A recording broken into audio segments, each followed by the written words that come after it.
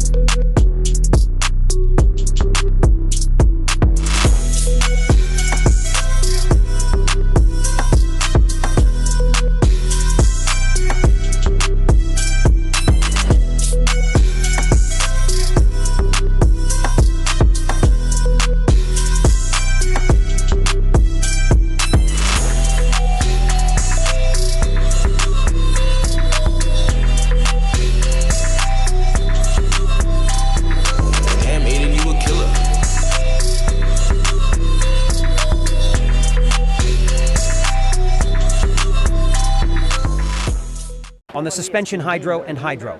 Curb weight, 2,500 kilograms. Curb weight, 3,400. Today's test will tell you why it's so heavy. All-wheel drive, internal combustion engine, 4-liter, V8 biturbo, 580 horsepower, with acceleration of 4.5 seconds to 100. On the left is the hybrid. The total power of the entire hybrid system is 1,480 horsepower. There is an internal combustion engine, which plays the role of a generator. It has no connection with the wheels, 280 horses, 2 liters turbo, and 4 electric motors, 1 for each wheel. The power of the 4 electric motors is 1,200 horsepower. Let's get the noise insulation right away. I'm getting curious.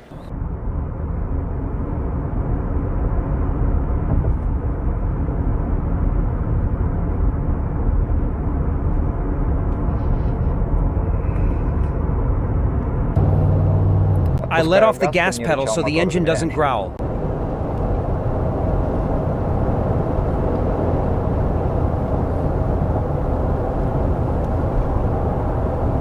My first impression is that it's inferior to the U8 in terms of noise insulation. It makes more noise on all sides. Why are we comparing these cars? Because first of all, they're both SUVs, and secondly, they both run on gasoline. Comparing an SUV to a crossover is incorrect.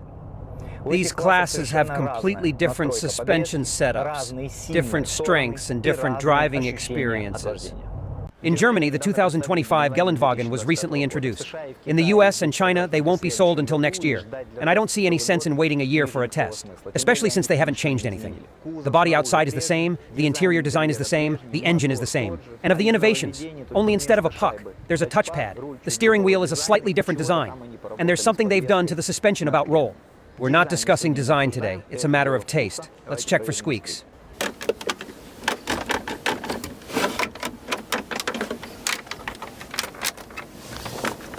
It feels like some cheap junk.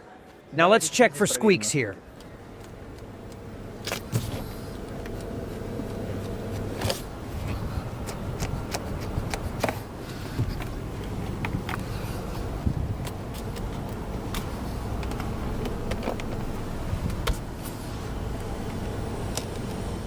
There was a little bit there. This is completely different. This is leather. Here is bare plastic, cheap. Here you can get carbon fiber for 5,000 euros. Lots of live buttons. I like the resolution of the screen. The picture is great, no questions asked. but it's a bit slow. Design is a matter of taste, but when it comes to materials, why is there this cheap gray plastic like in Solaris that squeaks so badly? Completely different sensations. I got into a luxury car, much more expensive than the Geländewagen, in terms of feel. We're not talking about looks, just the feel of the materials. It's all leather, leather, leather. Almost no plastic at all. There's a mahogany part here. The resolution of the screens is as good as there. Not better, not better. It's the same. It's just that the system itself is a lot faster, it doesn't slow down. And there are more screens, center, drivers and passengers. Leather steering wheel. There's leather inside too. As you can see, there's a lot of live buttons here too. There's a mahogany part here. 2 places for wireless phone charging. And in the armrest is a refrigerator. Entertainment screen for the passenger on the right. Exactly the same high resolution as the rest of the screens. Let's see now the camera quality and the processor as it works.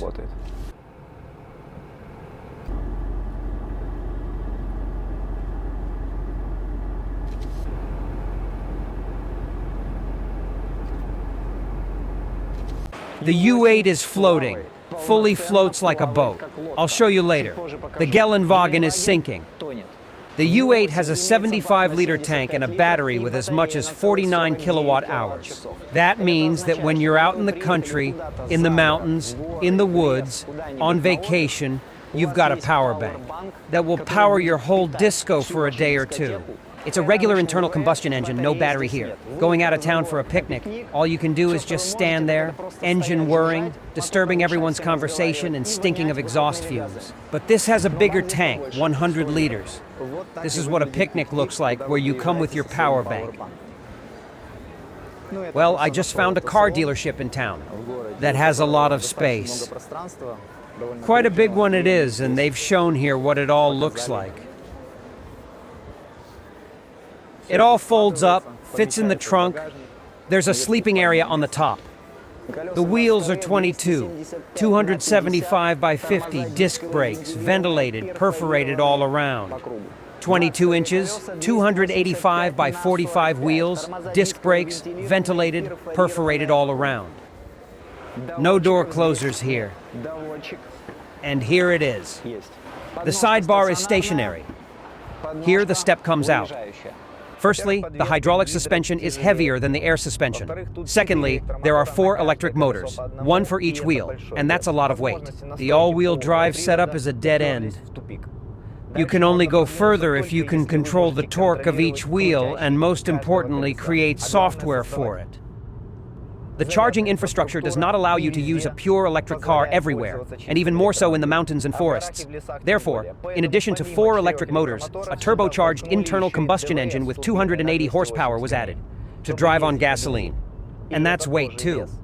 It's got a very strong body, it's waterproof. Here's a man who, during the flood, just swam home.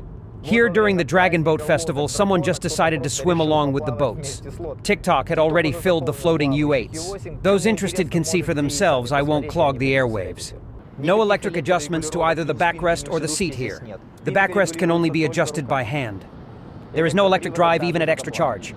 There are no massages on the second row. They are only in the front and only in the backrest. No butt massage either. There is ventilation and heating, and of course there is ventilation and heating in the front. The backrest tilt is adequate. You can go far. The only thing is, it's not very comfortable because the seat itself.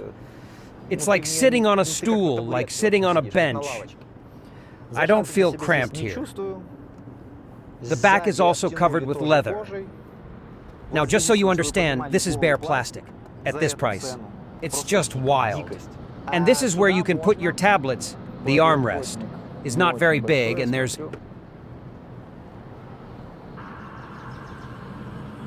is a seat extender.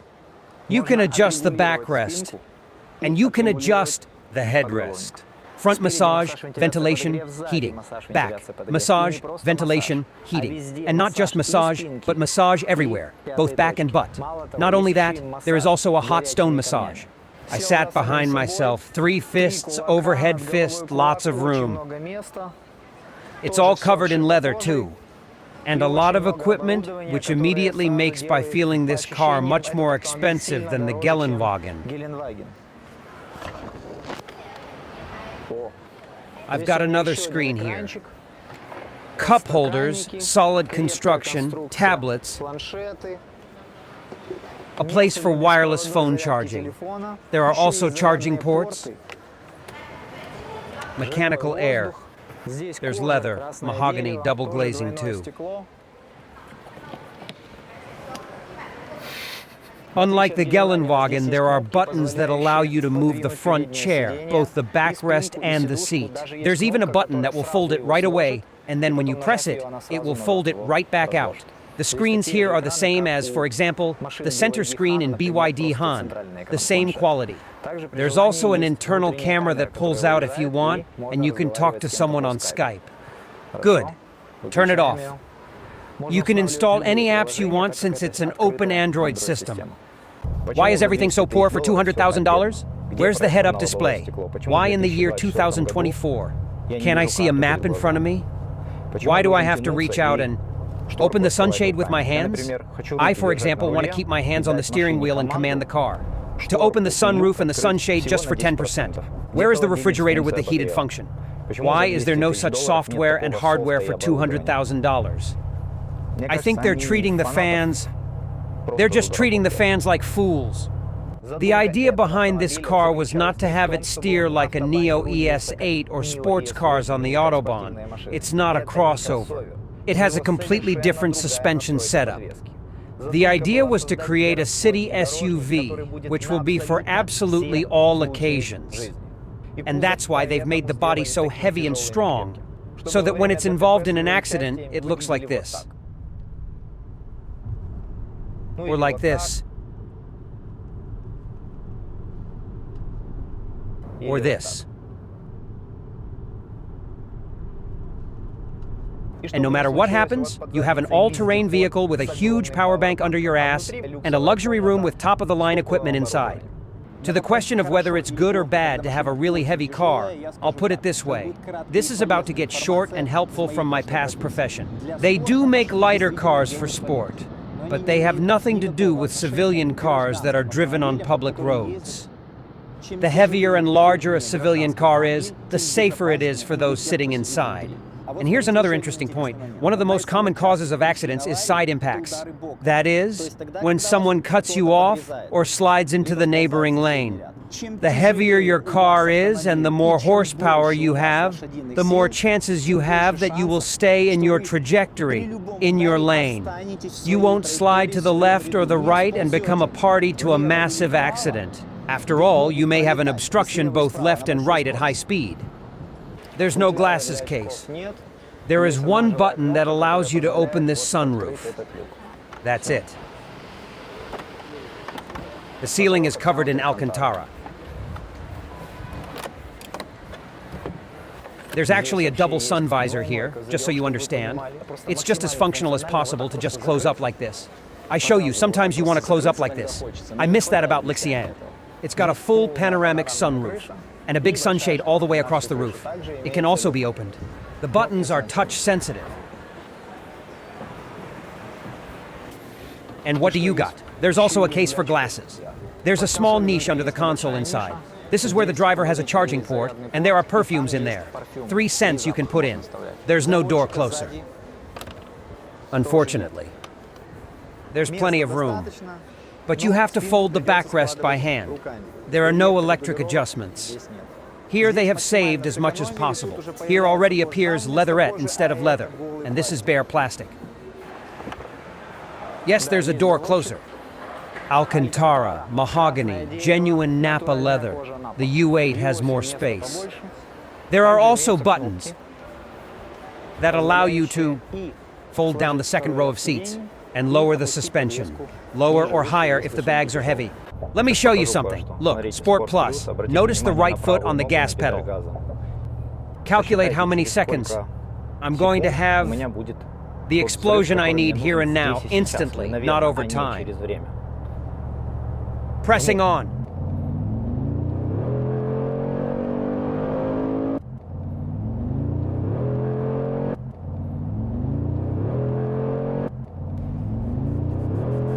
In the U8, the acceleration is electric. It's a whole other level.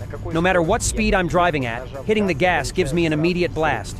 Well, it's roughly as if, when I press the throttle to the floor, the Geländewagen gives me 6,000 or 7,000 revs instantly. In terms of feel, these cars are very different. The U8 is completely different. It's quiet and peaceful. It feels like you're driving a tank that accelerates like a sports car. And that's where this famous video comes in. Because if someone dares not to share a lane with you, 3.5 tons of weight and 1,200 horses will make it so that only you will remain in the lane. And it's almost impossible to stop you too. Okay, next. The U8 is more responsive in acceleration. If you turn the alternator to maximum mode at 140 kilometers per hour, the battery is not drained. The power doesn't go anywhere. All horses are in place and ready to drill the air.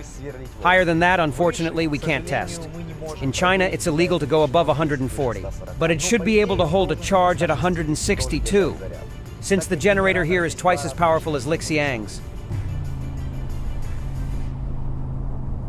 It's different here. It's all growls and noises. Compared to the U8, it's like riding a moped with a burned-out muffler. Geländewagen drivers, no offense. I'm only joking, of course. But to be honest, we shot the U8 first today and then moved to the Geländewagen. And honestly, it feels a bit like you're on a moped. Perhaps it feels that way because the noise is weaker and it is much lighter in weight. I could be wrong, but it seems to me that if you're in 2024, you're roaring down the street, then the horses have to match. And there are 590 of them. Cab drivers in China in a hybrid BYD Han without sound will give you such a beating that you will have to go and boost this papier-mâché out of resentment and longing. And then it is unclear how long the transmission will live, and in general, what will happen with controllability, brakes, and everything else. Anyway, unless you've got 1,000 horsepower on the engine, any snarling now looks funny and ridiculous. Why do people buy cars like the Geländewagen and U8 in the first place? I think most people just want to feel as safe as possible. If something goes wrong, it's almost impossible to stop these cars. You just drive off the road, and wherever you go, in the field, in the mountains, with enough skill and the right tires, you'll go everywhere. Scratched, battered, but you'll get through. The U8 has taken that attitude a step further. Because it floats. So literally, you just drive into a river, swim across, and drive on. Okay, let's get on with the suspension. Recently, a major update came to the U8 and they tweaked the suspension tuning. It used to have a comfortable suspension, but because it's very heavy, it was unpleasantly punchy on deep stuff. They couldn't remove that completely. You can't remove the weight, but now it doesn't hurt so much. I'd say it's not a problem at all. I'm even seriously considering getting a U8 for the family. Watching in TikTok and accidents with it, as cars against its bumper gather half the face in an accordion, I'm starting to think that the family is probably better off driving a tank. So I'm going to be seriously, whether it's softer in U8 or G63. Everyone on the team agreed that they were similar in that respect. Handling. In the sport mode of suspension in the city on bumps, G63 staggers. But as soon as you drive out on a high-speed road at a speed of 120 plus, handling is very good, as for a very high SUV with a large clearance. I repeat, very good. At the moment of full throttle at a speed of 120 to 130, it jerks a little bit, but that's basically normal for its size. U8. It's got more sophisticated suspension settings. It's like Lixiang. The suspension is adjusted in several menus. It's not enough to put it in sport mode on the steering wheel, otherwise it'll float. You have to go into the menu, turn on the sport shock absorbers, and that makes a big difference to its handling. In this suspension mode, it's less wobbly than the G63 on bumps and manholes in the city. But at 120 plus speeds, bouncing through the lanes, it has a little more yaw than the G63. I think it's the size and the 900 kilogrammers difference. That being said, I personally absolutely love the handling. I certainly wouldn't agree to change its skills, power, weight, such a strong body, for sharper handling. In a mode of soft shock absorbers, I do not like it, too yawing. But in sport mode at 140, 150, it accelerates, brakes, and tracks better than my L9. All who will test it be sure, in addition to the button of sport on the steering wheel, to turn on shock absorbers in sport. There's a setting hidden somewhere in the center screen menu. I'd also like to point out that at the moment of maximum gas pedal to the floor, if the shock absorbers are in sport, the face now doesn't jerk at all. They have recently corrected this past bug with a new firmware. It may have had something to do with the 4 electric motors. Zeekr FR has this problem, or they fixed it there too. The point is that the Chinese are in a hurry to enter the market, and the new technologies allow them to then, sitting in the office in the factory, just to finalize the software and update the cars over the air. I was once told at a car show by a representative of the car brand NIO that if you see any significant faults in the way the car drives, it means that the factory knows it better than you and is already preparing a new firmware. Because these cars are already computers on wheels. The U8, unlike the Mercedes, has regenerative braking. But in general, I found the brakes equally decent. They were good enough for me there and there. And let's, how we finish. I really wasn't trying to strangle the Geländewagen. I was telling it like it is. And I'm sure Geländewagen owners just can't disagree with me. The purpose of the video is in no way to discourage people from buying a Mercedes. There are people who want to live in the future and want technology. And there are people for whom brand power is more important than anything else. Buying a brand makes them happy. What's the cardinal rule on the planet? Whoever's happy is right. I'll say goodbye. Take care. See you soon.